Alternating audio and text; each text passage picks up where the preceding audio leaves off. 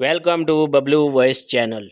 प्यारे दोस्तों, मशहूर ज़र्ब अलमिसल है कि गीदड़ की शामत आए तो वो शहर को रुख करता है। शायद इंसानों की शामत आती है तो वो गांव का रुख करते हैं।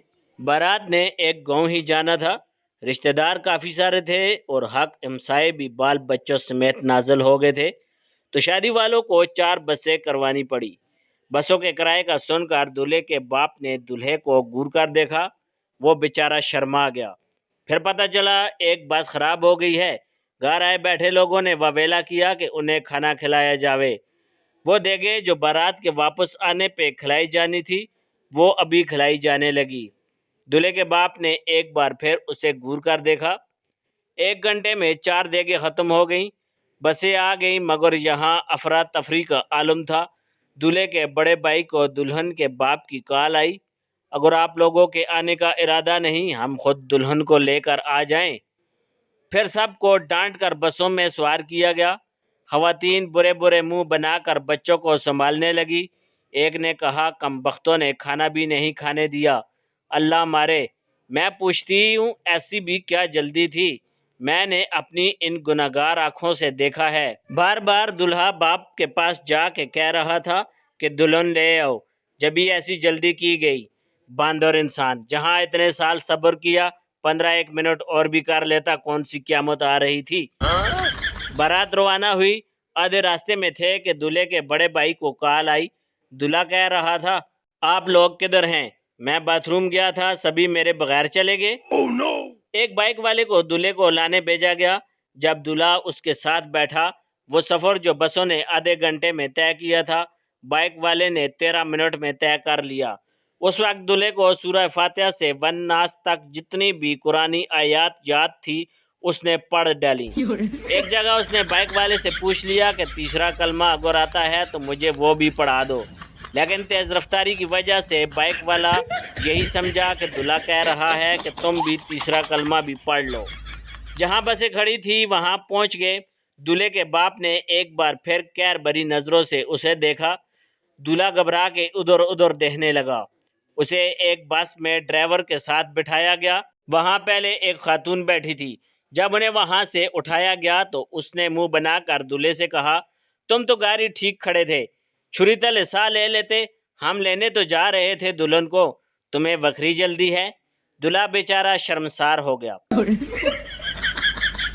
बसें चल पड़ी।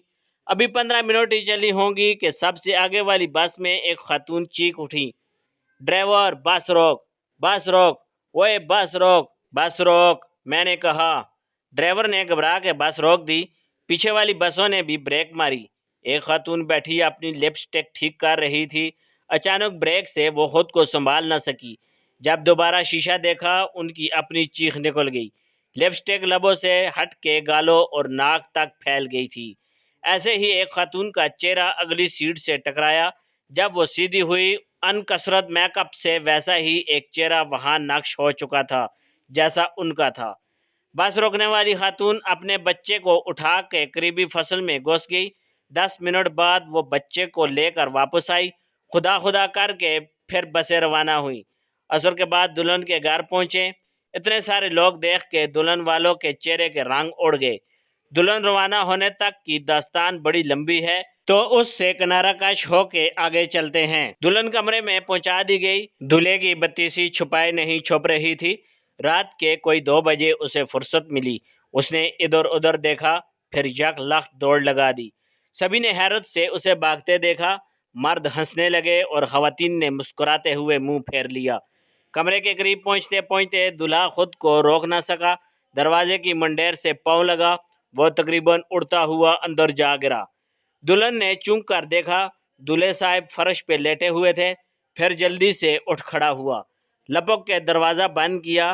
फिर दुल्हन की तरफ पलटा, फिर शर्मीले अंदाज में कहा, वो मेरे दोस्तों ने कहा था ज़बरदस्त एंट्री मारना, हमारे यहाँ पहली रात ऐसे ही कमरे में आते हैं। आधे घंटे बाद दरवाज़ा एक झटके से खुला। दुल्हन बाहर भागी। उसके सर पे दुपट्टा नहीं था, ना ही पाँव में चप्पल। चेहरा गुस्से से सुर्ख पड़ रहा था। वो सीधा दूल्हे के बाप के पास गई और चीख के बोली, अपने बेटे को तमीज़ नहीं सिखा सकते थे? किसी की माँ बहन को छेड़ते शर्म आनी चाहिए इसे।